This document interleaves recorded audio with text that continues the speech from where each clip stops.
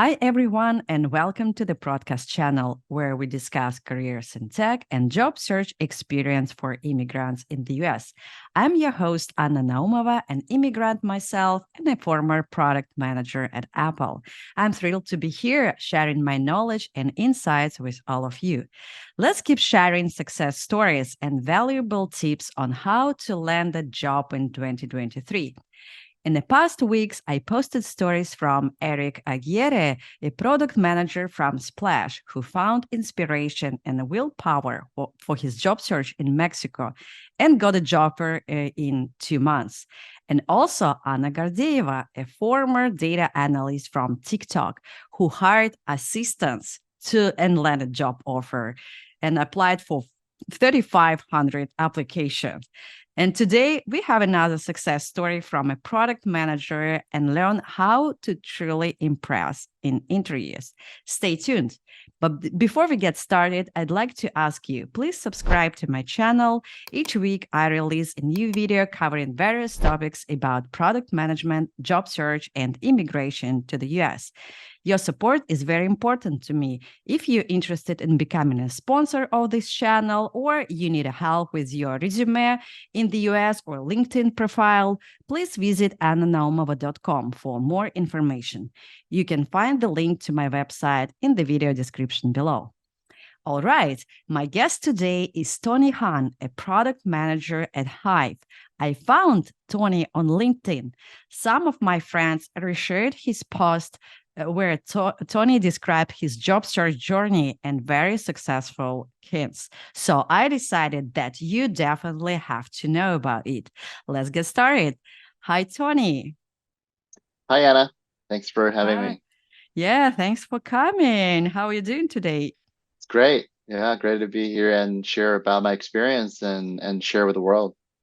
Definitely. I love your LinkedIn post. That was really inspiring. I've never seen Thanks. you like before, and I just started like following you and like read all through all your posts about your job search. And I found it, oh my God, that's like definitely needed to be spread out to the world, and everybody should know that. So thank you for Great. doing that. All right. So tell me a little bit about yourself and about your background. Yeah, sure. So I'm based out of Canada. I'm in Vancouver, Canada. I recently joined a new company called Hive Markets. Before that, I was a PM for the last 5 years. I do have a mixed background in marketing as well. And before that, I was in school. So right out of school, I decided to, think about where I want to go.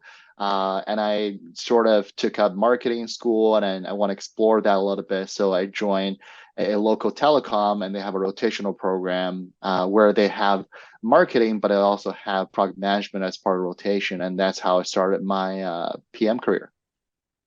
Perfect. Awesome. So in Hive, it means that you combine your marketing experience and your product experience. You actually fit into this domain, right? Yeah, I think I'm sure you have recently watched the video or the topic on Airbnb turning PMs into PMMs. I'm sure like a lot of marketing experience doesn't really hurt as a PM, especially in a startup like Hive. A lot of experience is welcomed. I don't really deal with marketing on my day-to-day, but it definitely helps me think about how do I, get adoption for my features that we're rolling out and how do we really think about value perception on the user side of things. Yeah, and I agree. Like transition from marketing is a great transition. I think it is. It's a great background. I personally, I came to product manager from marketing. I had marketing background before I switched to product, and my passion to users and knowledge about users, how to get insights from users, and also like business side made this transition possible, I can say. Absolutely. Perfect. Yeah. And we will talk about Hive a little bit later and how you actually fit in this role. So let's talk about your previous job, your previous company. You left GoogLeap, your previous company, in February 2023. So how did you come to this decision to leave the company? Did you know at that time that the job market was difficult? Yeah, so It was a very difficult decision for me because I was actually working in San Francisco. So in 2022, I moved to San Francisco, started working for GoodLeap, and it was on my own there because my partner was still in Vancouver and I couldn't, get her to move with me because of visa and immigration reasons, because I was on a TN visa, which is specifically for a Canadian citizen or Mexican citizen. So I moved to GoodLeap, and I know at some time I probably have to come back if I couldn't, get my girlfriend to move with me. So that was the main kind of motivation behind moving back. And I know the job market was bad. I was watching the news and hearing some of the colleagues from previous companies, getting laid off and getting laid off in the hundreds and thousands. And it was really a tough decision for me to leave, but I know that's the right decision at the time to take care of the family. But to be honest, when I started applying for jobs, it was much worse than I anticipated. I didn't really think it would be that difficult. And plus, quitting your job without sort of having that job security behind you, it puts a lot of pressure and mental sort of, like kind of barriers in your head when it comes to applying for these jobs. So that makes it a little bit more difficult as well. Oh, yeah, absolutely. So, and you applied for Canadian companies, right? That's right. So I moved back to Vancouver in February this year, and then I started looking for a job in Canada. And the Canadian job market is a little bit different from the U.S. market. It's smaller, but also you have less people. So it's hard to say like which one is more competitive. I've definitely heard different stories, but in terms of the number of high quality, large tech companies, there are definitely a lot less in Canada. Yeah, and the same like competition is lower, right? That's correct. Yeah, interesting. All right. So, and you moved to Canada in 2023. So, when did you start your job search? Right after you quit your job, or did you have any break? Yeah, so I probably took like a weekend off, and that was about it. Because I need to put food on the table. Not to say like I was under a lot of financial pressure, but I was thinking in my mind that I do want to continue my journey, and I have to think. I was, at a time doing kind of two things. One thing is applying for jobs, but the other thing is also thinking about like where do I want to go next.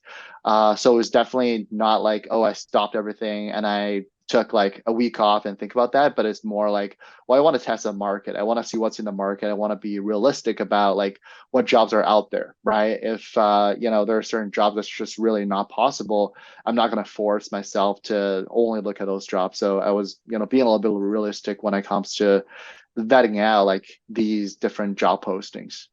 Yeah, yeah, absolutely. So, and when you start like browsing, what difference did you notice in the job market? You already said that it's worse, Yeah, but maybe specific signs or specific for features. sure. Yeah.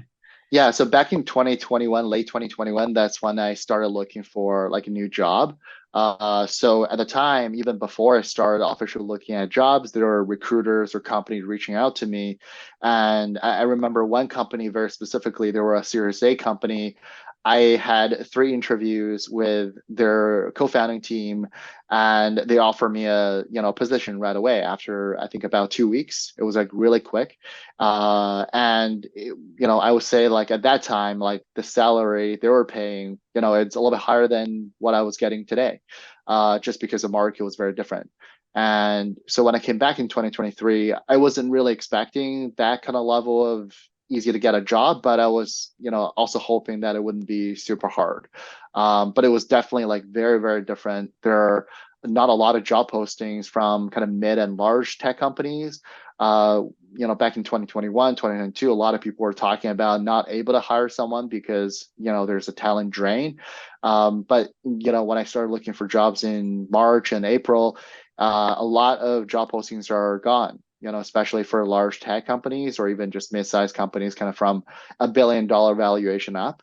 And there are a lot more kind of local companies, smaller startups that's, kind of popping up and trying to kind of fill the supply side, but they aren't able to do so just because the scale they're hiring is very different from, someone like Stripe or Mhm. Amazon, for example. Yeah, yeah.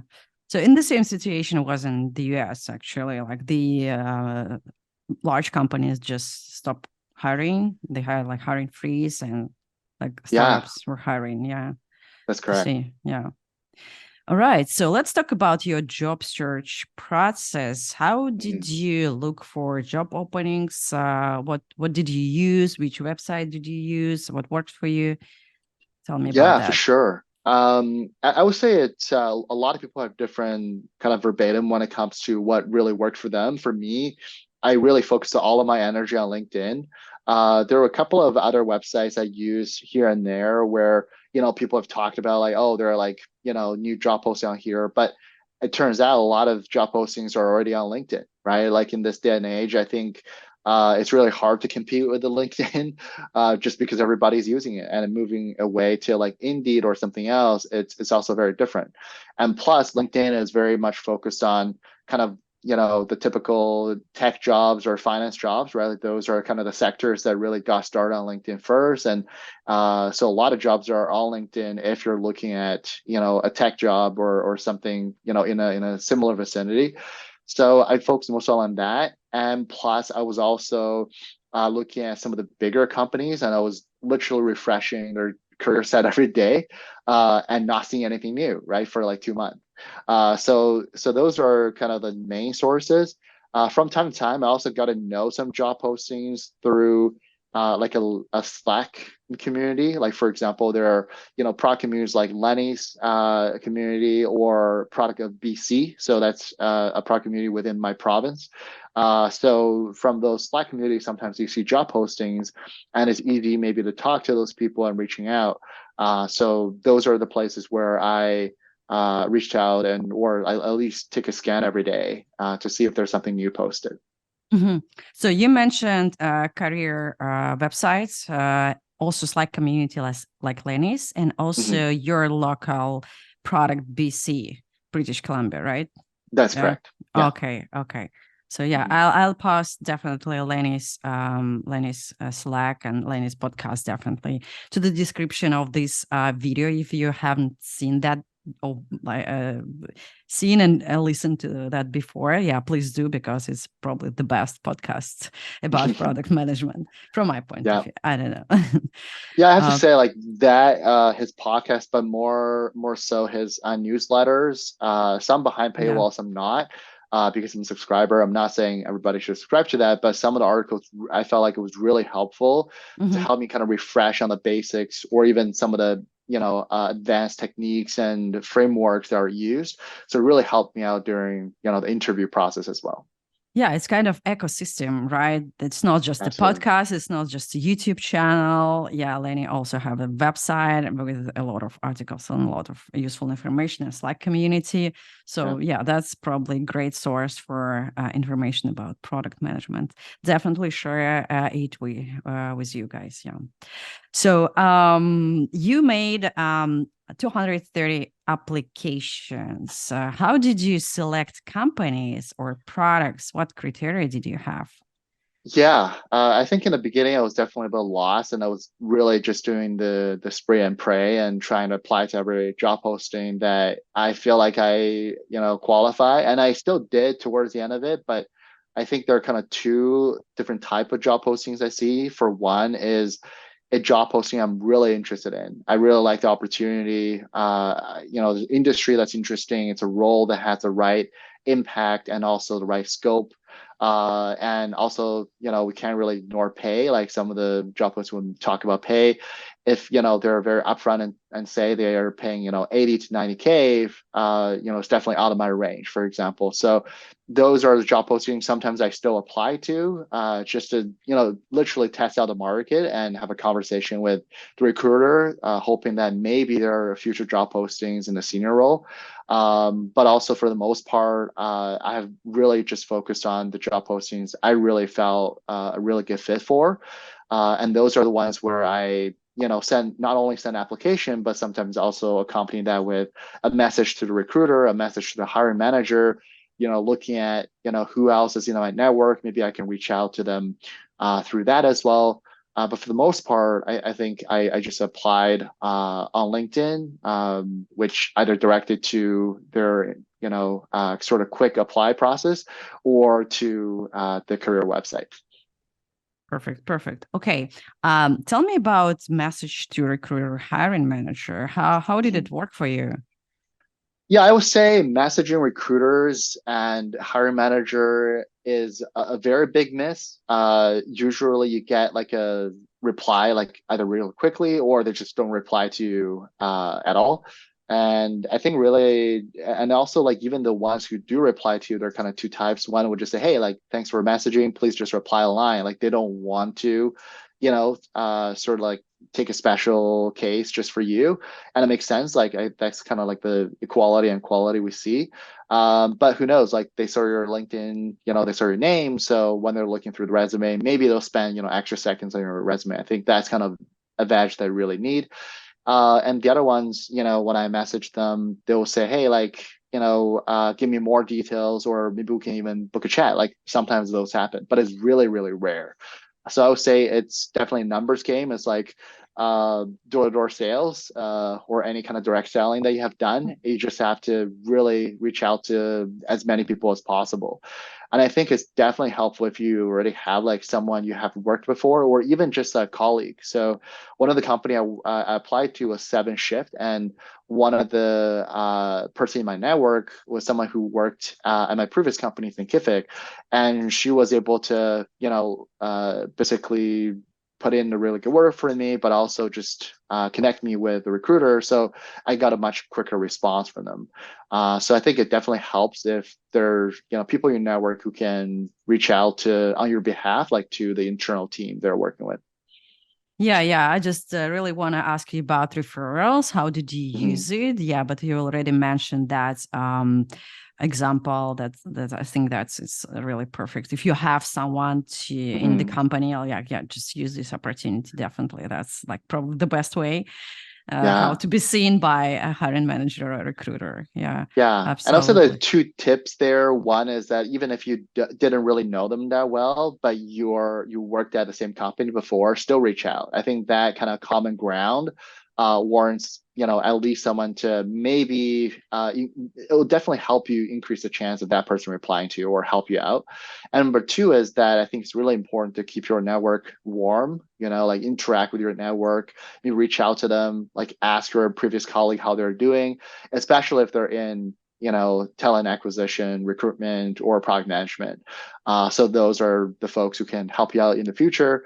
Not to say like you should interact with everybody else, but in general, I think those are the teams who can, directly impact you during the job application process. But I've definitely had other colleagues who are in engineering, marketing, who have vouched for me before. So I think it's really important to also, like in your current workplace, make sure that you're making friends with everyone and keep your network warm. Yeah, absolutely agree about like keeping your network always like warm and running and just engaging. Yeah, absolutely. That's why probably I do these Yeah. activities, and that's why I post a lot on my LinkedIn to be noticeable, to be like to have voice in the community. Yeah, and I think you do the same. I think that's super helpful and useful. So overall, you looked for a company mostly via LinkedIn because like all job openings are on LinkedIn. You also browse a career website, but as far as I understand, it didn't work well for you. Just like refreshing websites, no information. You found job openings on Slack community like Lenny's. You selected the company that's you're really good fit for, right? That was your final strategy to apply, not just like, as you called it, spray and pray. I like that. Yeah. That's cool. You also message to recruiters and try to reach out to them and like try to find like referral. That's like your strategy, right? So That's correct. okay, perfect. So out of those 230 applications, 17 company, correct me if I'm wrong, I took Mhm. it from your post on LinkedIn. Okay. 17 companies invited you to interviews, which is a 7% conversion rate. So Mhm. how would you estimate this conversion rate? Is it good or bad for you? Yeah, it's really hard to say if it's a good, benchmark or a target to hit. I think it's really different for different people, right? So if you're only applying to a limited number of applications, only to the ones that you have industry experience, domain expertise, or you have a really good fit in terms of number of years or skill set, then sure, the number should go higher. If you have a really, good brand name, for example, Anna, you worked at Apple, I'm sure a lot of people wanted to, at least give you an interview. That would change things for sure. For me, I never really had any, I would say, big tech experience. I had, experience in startup, and the companies I applied to, there's a good mix of, like kind of medium-sized company to small startup. So I think it's really about you just kind of feeling it out. I think instead of caring more about like the absolute percentage, I think what's more important is you want to improve every factor that could impact the percentage, right? Like I talked about kind of the conversion, different gates you go through when it comes to converting, right? A lead into a interview. So like, how do you go through that process, improve at each level, and pull those levers to improve those numbers is more important than just looking at like the final number. But it is a good number to track, right? Like if things are getting worse or better, then you can adjust your strategy a little bit.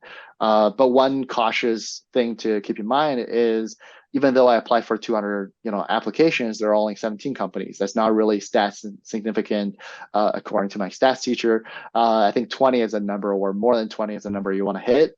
So before you start saying, well, like I want to, change up my strategy. So that's one thing that's good to keep in mind, is that if you're not getting this percentage, you may not have to worry about it. I think it's worth it to take in a little bit more qualitative approach than a pure kind of numeric approach to analyze these things. Yeah, that's interesting. So yeah, but anyway, so I think 7% conversion rate without like your specific strategy, like applying through referrals only, or applying to the company where you're like a perfect fit. So if we like keep it apart and considering that you actually applied for like a wider range of companies, so I think 7% is good conversion rate, especially now in this current Mm-hmm. market. So, but how would you, anyway, if we decide to prove this, like if you can give yourself a hint, Mm-hmm. looking back, so how would you improve this conversion rate? So what would you do Yeah, differently? Yeah. for sure. I think there are a lot of things you could have done today, even when you have a job, before you go job hunting, is, once again, things I mentioned about keeping your network fresh. There are a lot of stories where I had that has to do with I networked someone and I just got an interview through that, or someone posted a post and I reached out. And so there's a lot of things you can do beforehand. And if you're already in the job searching mode, I think the first thing you want to make sure you're getting right is your resume, and how do you get through the recruiter round, right? I think that's the most important part, because before you get to a hiring manager, you're not really truly demonstrating what your backgrounds and capabilities are. So it's more important to think about what are some of the keywords you include in your resume. How are you positioning yourself and your previous job experience? What job experience or what part of your job experience are you highlighting in the first three line of a work experience? So those are the things that I would, go through with your friends who are a product manager, for example, in my case, or anyone who's in your field, maybe your previous manager, your previous director, or anyone to give you just sort of feedback on that. I wouldn't incorporate all of the feedback, but I think it's really important to hear where they're coming from, what they're trying to do by adjusting your resume, and what those feedbacks are serving in terms of the purpose, and think deeply about whether if you should really take those feedback and incorporate into your resume. So I think that's very important. The second thing is, how do you improve the conversion rate to get to an interview, is just do as much as you can to put yourself in front of people who are making the decision, right? Recruiters reaching out to hiring managers and et cetera, which I talked about before. And once you're in interviews, like you have to prepare them the right way. A lot of the startups have different type of interviews versus like big tech companies. You can prepare product sense or design questions that you want, but when you go to a startup, most likely they're going to focus on behavior questions or hypothetical situations. So how do you handle those things? How do you maybe appear to, how do you show your enthusiasm or your willingness to, work smart and hard, which is something that maybe a startup is looking for. So I think really think about how do you strategize when it comes to preparing for interviews as well. And there are tons of more, tips out there. I'm sure we can get into them later if we want to. Yeah. I think this is actually my next question. If we switch to interviews, that's the perfect transition to interviews. And how did you prepare for the interview? So you already mentioned that yes, big company have one type of questions like product design, product execution, like people practicing at Try Exponent and Stellar Peers, but startups usually have a different type of question, as you mentioned, hypothetical questions and behavioral questions. So how did you prepare for the interviews? Yeah, I think for one is you want to make sure you know what you're getting into. There was one interview I completely missed the email that talked about what's going to be entailed in the interview, and turns out there's a case, right, which I didn't really prepare for. Like they didn't really talk about what case would be, so but I could have practiced, case studies a little bit more. So sometimes you got to be really careful when, you get emails, you get excited, you're like, okay, there's an interview, great. I'll put it in my calendar, and you don't sometimes go through the details. So I think it's really important to know what you're getting into. And you want to prepare, like if they're not telling you what exactly are the the interview format, then at least you want to make a sort of judgment call to say, okay, it's a startup. They probably will ask similar questions like these. Or maybe you're saying, well, I just want to prepare everything. So I want to prepare both, behavior questions, BQs, as well as case questions like, sense and design. So you go out and you prepare all of them. So that's what I did is when I, bombed a few case interviews, I started to prepare for that. When I get some of these really hard BQs, then I start to prepare for those and really get my story straight and literally put all of my experiences in front of me and think about how they can be related to some of the keywords or key experiences the job is looking for in a job posting. So I think it's really important to kind of use job posting to your advantage. And that's always the first thing I do is I pull the job posting in front of me into a doc and I start analyze what are some of the potential questions people will ask for and pair that with, some of the experience I had. So I think that's really, really important. I think mocking with people is more valuable than not. I tend to, babble sometimes during an interview, and I didn't notice that until I talked to someone.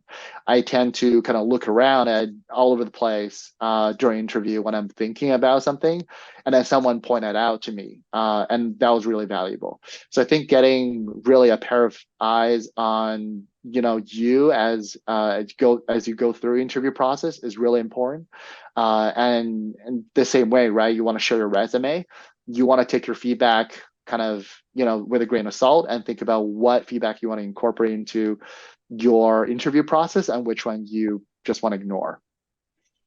Yeah, that's awesome. That's awesome. So I like your recommendation about like preparation, like just go through the invitation because it might be some hints in this invitation.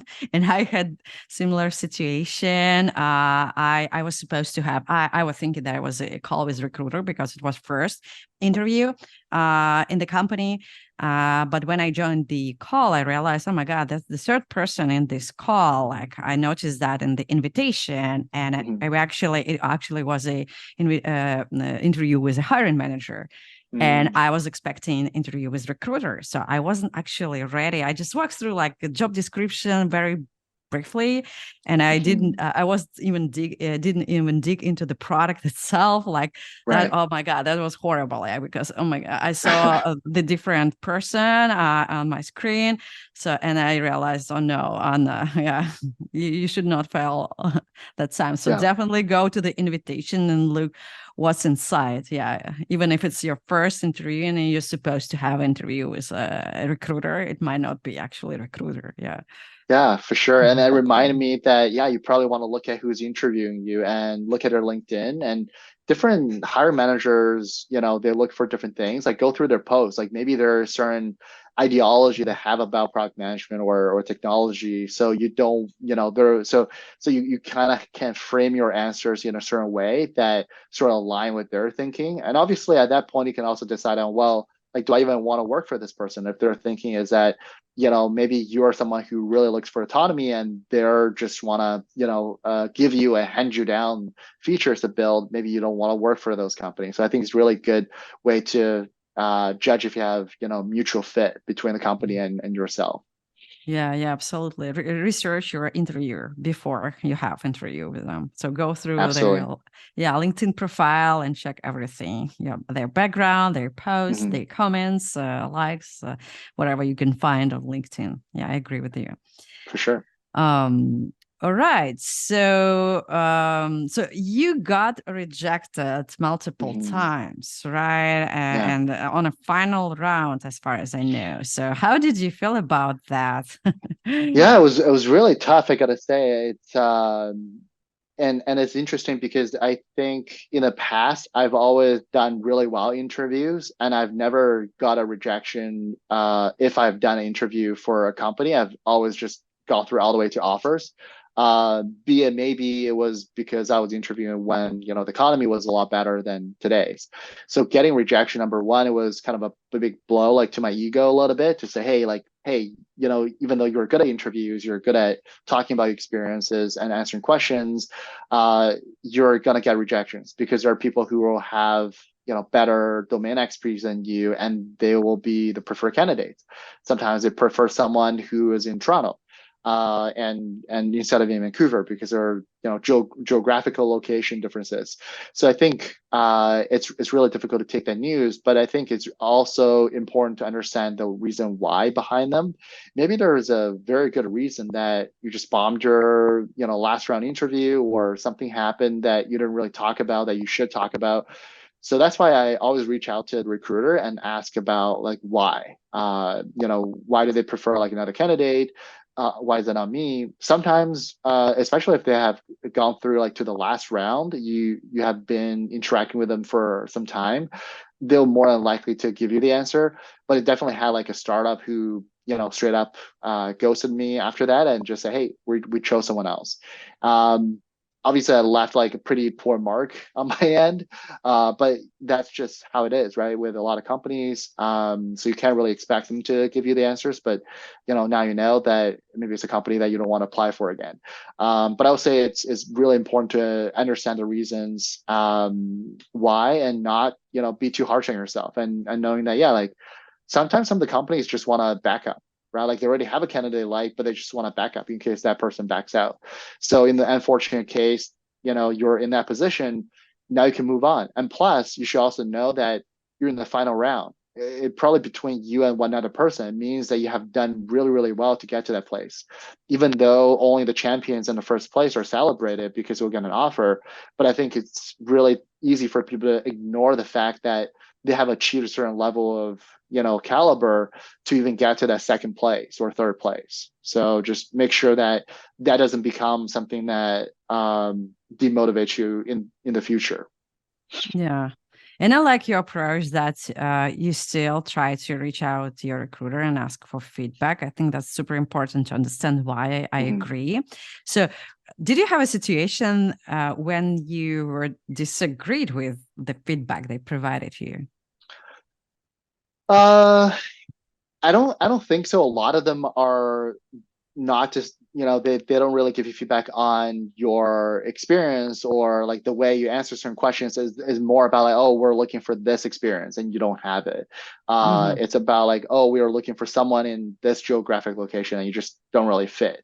Rarely they talk about like, oh, the way you answer a question is bad. Like it was one feedback I think it was given, but it was in the final round feedback. It was like, well, your case question or answers was kind of weak, and this is why. And I was like 100% agree. I bombed that because I didn't prepare for that case interview, right? That was the one I was talking about before. So I think most of the feedback are really, really good. At least they let you know like the reason why, and even better, sometimes they let you know like where you can improve on. So don't be afraid to ask for feedback, right? Like this is like imagine you're going through an interview, you're selling you as a product, and you're getting user feedback, which is from your recruiter and hiring manager, right? Why wouldn't you take that feedback? Like there's really nothing wrong with it. And plus, let's say someone says something you don't agree with, just ignore that. And there's always those feedback that is there to ignore, and I think that's equally valuable to you. At least someone is giving you the time and effort to give you the feedback. Yeah, yeah, absolutely. In the US, not all company can give you feedback. I think in Canada, the same situation, and it's usually recruiters avoid giving you feedback, especially on the first rounds of the interview. So if you don't have a feedback, so what did you do if you haven't had feedback? Yeah, so well, there's nothing you can do. I mean, you could follow up like twice or three times, but that's about it.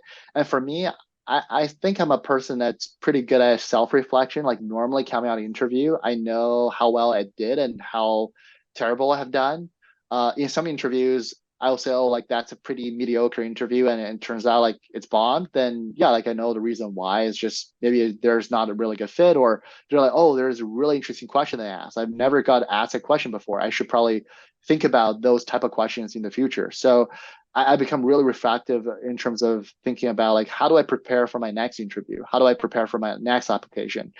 And I think talk about like you definitely should talk about like you had an interview, even if you didn't make it, because I think that is some validation for you, right? If recruiters are looking at your LinkedIn and they know you had interviews, you just didn't get a final offer, that is still better than them looking at you from your resume, right? Like there's already some validation from another company who want to interview you, and they understand not always it's because the candidate is bad or have like terrible experience. It's just not a good fit. So yeah, I think at the end of the day, like be reflective and also kind of post results online if you can, and kind of talk about it as something you have achieved, not something that you have failed.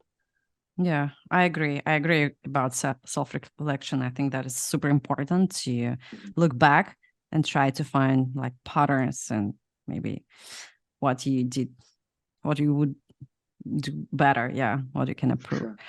All right. So after 3 months, yeah, of job searching, yeah, you received a job offer, two job offers, right? Two job That's offers. right. So did it happen at the same time? How did it happen? Yeah, Yeah. it was kind of crazy because how similar the two companies are. I applied for them around like very similar time frame. They're both startups in Canada. They're both kind of pre-A, around A type of companies. They have very similar revenue per year. They have very similar like kind of runway. They're on the edge of profitability, and they have like really good founding team. They offer like very similar salary and benefits, so it was like really difficult choice at the end. And to make that, I have asked like tons of people about their opinion and feedback, and to arrive that at. So it was definitely by luck that those two align. But then it also like maybe it's kind of thing that hey, like you just have a really good fit for that type of company, right? Like looking for that type of role. So yeah, it was purely by luck towards the end of my journey, but it happened. Yeah, it's such a coincidence that you have like two absolutely similar jobs with pretty similar companies. Yeah. But tell me, how did you select the company? What was your final main criteria? Yeah, I would say there's a lot of like pros and cons for each company in terms of like what I was looking for. And it's kind of difficult. Like that company has this thing I wanted, but the other company has another thing I really wanted. And I think at the end of the day, I just started thinking about kind of stack ranking. Like what is the most important thing I really care about? Um, if that's like the only thing that you really care about, like what would it be? And for me, it was like the industry, like it was the sector, it was the type of company and their business model and what kind of clients you're serving. And that was a final decision, that it kind of pushed me over the line to say, okay, I want to choose one company over the other. And it was really hard because the other company, they're like super nice, or co-founder team are amazing people, and they have achieved like amazing things in the last couple of years, being, they're still under 30, right? Like there's, I think some of them are around like 25, 26, and they have founded a company funded by YC, raised like amazing round of seed fund from like really good VCs. So it was like a lot of hard things to say no to. But I think sometimes you just got to go with your gut feeling. And I think in this situation, I wouldn't, have picked a bad decision at all. Like both companies would be amazing if I joined them, and then my career would be, built on top of that.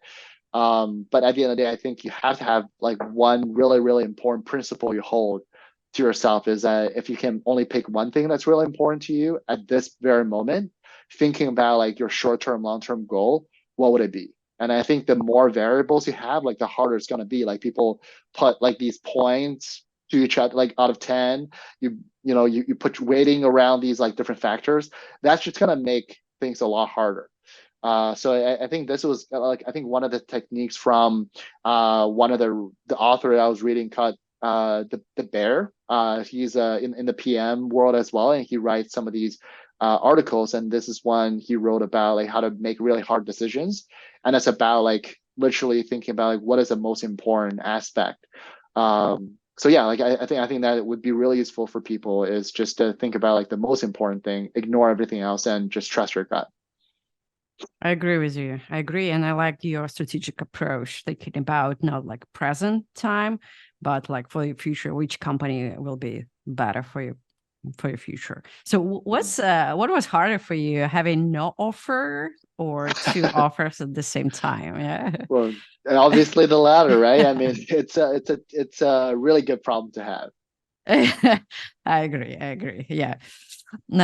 All right. Let's talk about your LinkedIn posts. So you posted 4 useful tips on your LinkedIn profile. Can you please Mhm. walk me through those tips? I can remind you if you don't remember. Is it like Yeah. remember a full product cycle? Mhm. Consider the company candidate fit. That's super interesting. Let's talk about it as well. Really know the company and Mhm. leverage AI. Let's Right. start with first one. Remember the full product cycle. For sure. Yeah, I think a lot of people when they're applying for a PM role, they're just, going for it, and then they're taking a lot of their previous experience. And sometimes your previous experience is more geared towards maybe execution or getting them something out of the door, or more towards like literally just building the strategy. You have no product to go off of. And when you're applying for a job, you have to think about like everything in between. And especially if you're doing like these product cases, which I've done, several during the interview process, you have to sometimes be able to demonstrate the entire life cycle of a product, right? How do you start a product idea? How do you align that to an organization's business goals and North Star metric? And what is the strategy you're testing? And then what's the quickest way you can test that using your product that you're building? And then going forward, how do you collect feedback from users on like what are some of the problems they're trying to solve? Like what are some of the problems that's really important to your strategy that you want to focus on and prioritize? And then you go into how do you build an MVP and test your product and launching it and set the right pricing and the right, value proposition, all of that. So I think it's really important to keep that in mind when you go through your interview, or even just putting your resume together or applying for a job and looking at a company if you want to apply to them. Because that would allow you to answer a lot of questions a lot easier, because a lot of the questions I've noticed is people asking what's your process, and being able to articulate that is really important. Yeah, I agree. Especially for startups. I think you have to Hmm. know this full product life cycle. That's Definitely. correct. Yeah. Perfect. So the next one is consider the company candidate fit. What is company candidate fit? Yeah, this is something that I think is rarely talked about, and I think is part of my kind of philosophy of like product market fit in the product world and startup world. I think there is company candidate fit, which is the company is looking for a certain type of individual who will make the company successful, and the candidate is looking for a company that fit their career growth, or they want to work for a certain type of culture.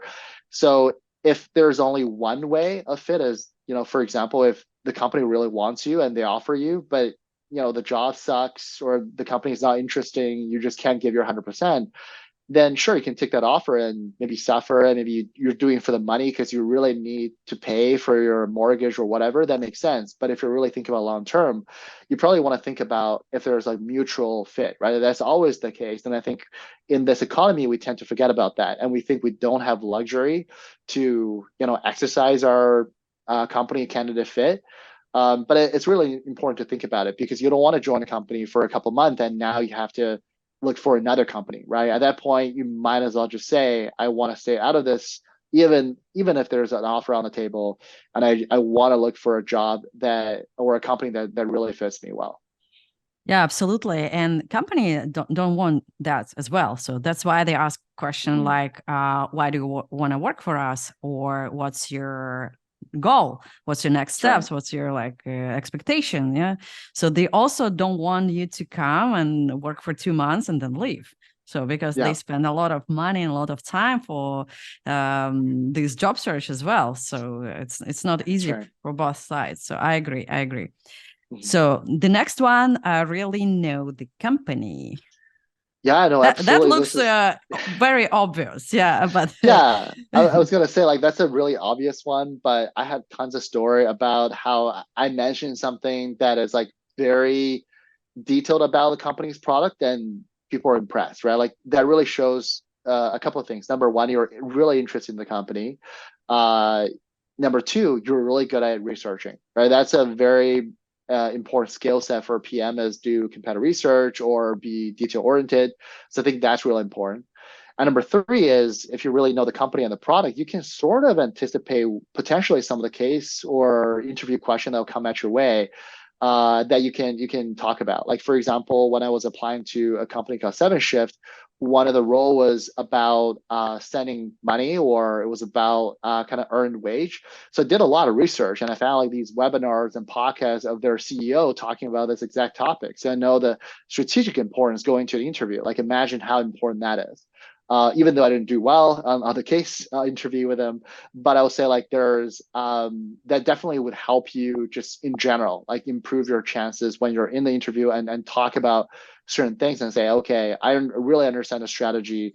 So when I'm talking about my case questions and my answers to the question, I can really think about how does it align to the company's strategic goal.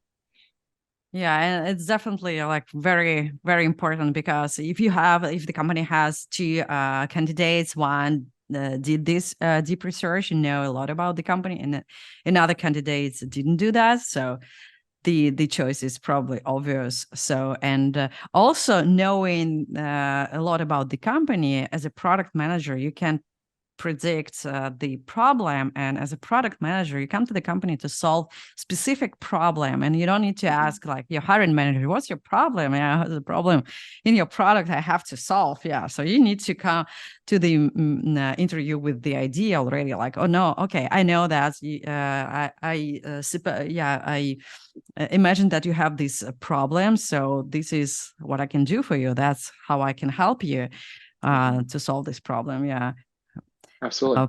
Perfect. So, and the last one, our favorite is artificial intelligence.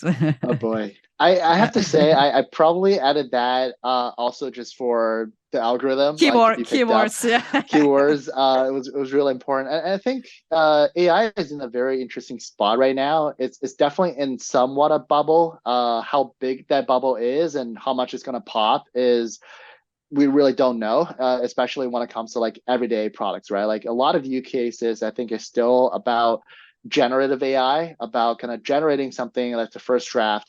And I think it's good enough where it can be a really good starting ground, but it's definitely not where you're going to left off. So during the process, you're writing a lot of messages to people to send to recruiters and hiring managers. You're writing a lot of cover letters. I can't believe companies are soon doing that, but sure, we'll use ChatGPT for that.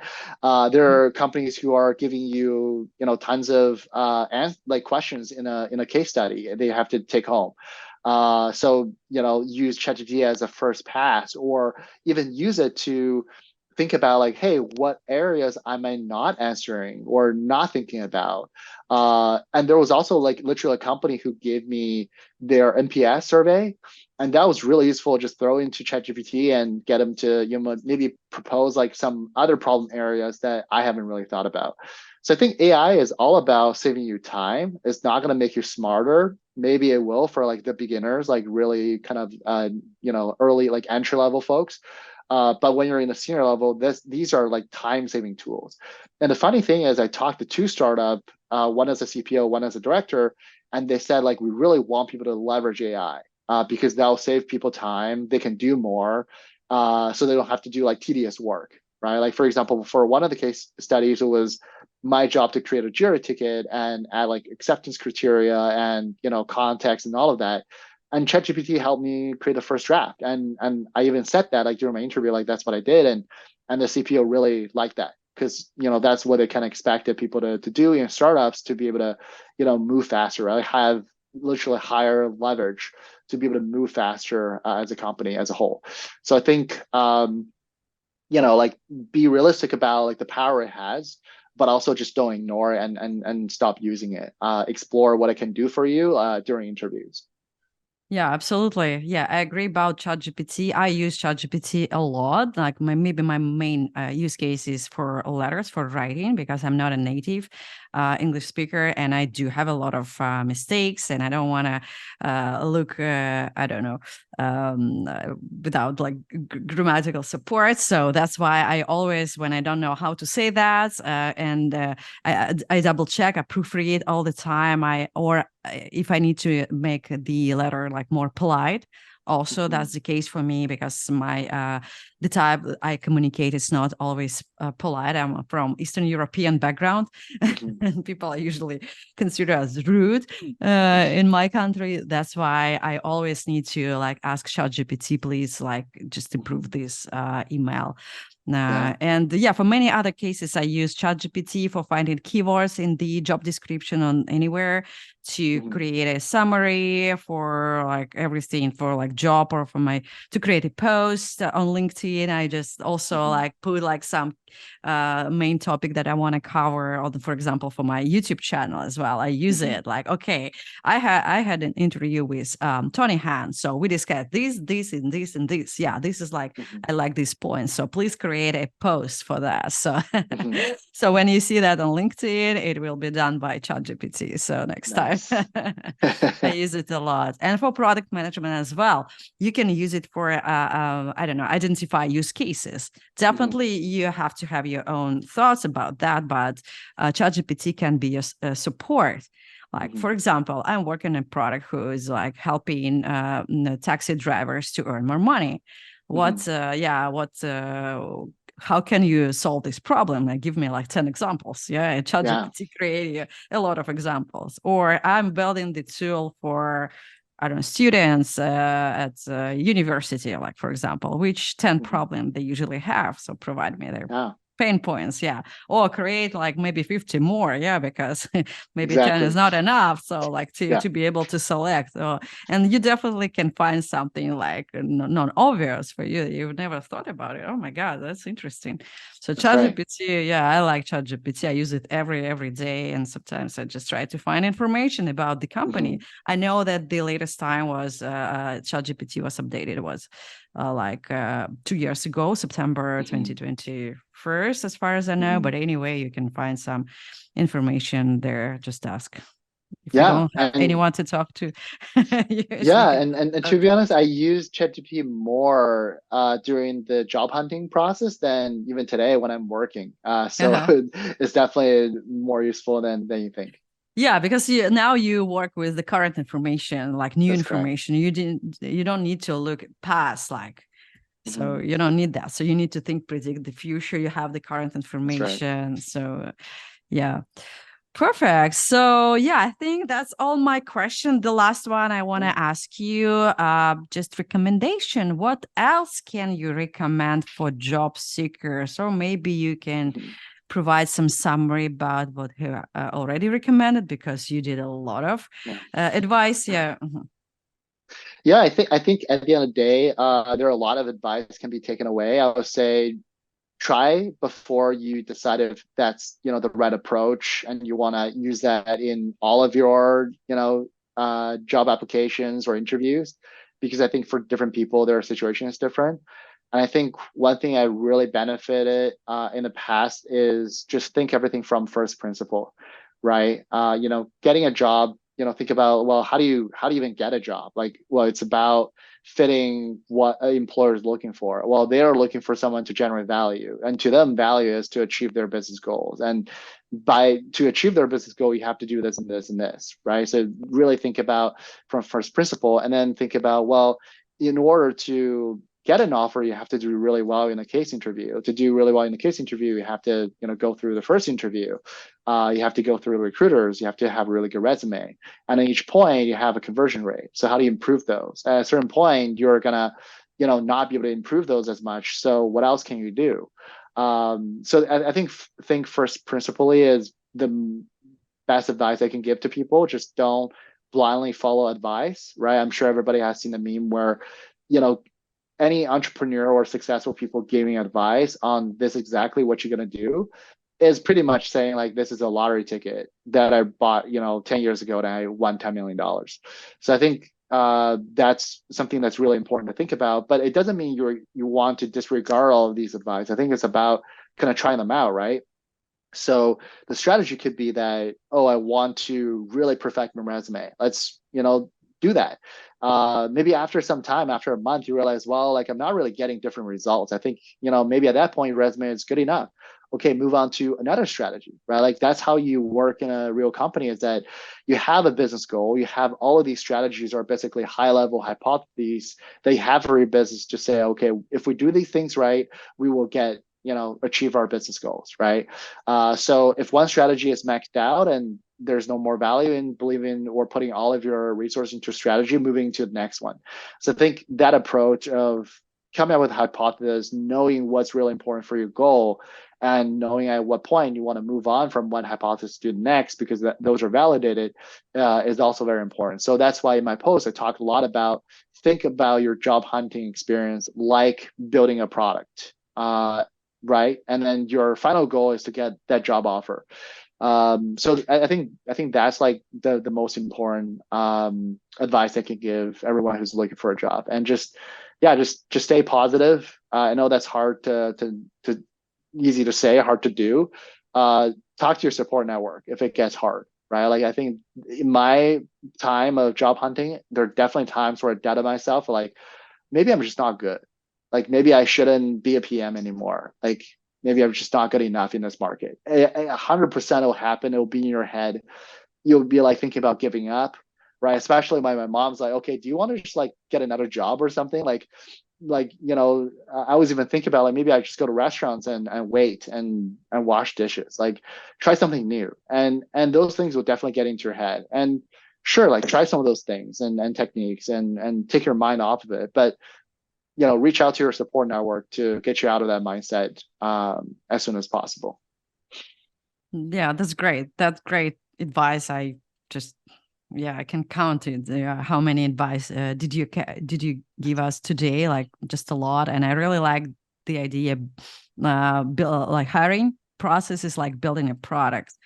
So job hunt as a product. So, and Mm-hmm. recently I spoke with another lady, like, and she said, building a life as a product. So she like just like she's also a product manager at Miro, the company when you're using for like sketches, Yeah. probably prototyping. Like everybody use Miro and for collaborative work. So and she said, yeah, I decided this approach to my life. I like to life as a product. So yeah, I think that Mm-hmm. each product manager should use their product knowledge on any difficult tasks. Absolutely. Yeah. So perfect, perfect. Thank you, Tony, for sharing such amazing, valuable tips and hints Mm, on how product managers and like other folks can secure a job offer in 2023. And along with your insights on overcoming rejections, and we talk a little bit about that. So about giving up and all that feelings that you definitely experience during your job search. So I'm confident that your advice will benefit many individuals in their mm, job search, enabling them to find employment more efficiently. So yeah, if you find this video helpful, please give us a thumbs up and share this video with your friend. Leave any questions or comments at the section below, and don't forget to subscribe to the channel for more valuable contents. So if you need help with your resume, LinkedIn profile, or job interview preparation, schedule a session with me at annanomova.com. So thank you, Tony, again. And thank you all for seeing this, like watching this video, and see you next week.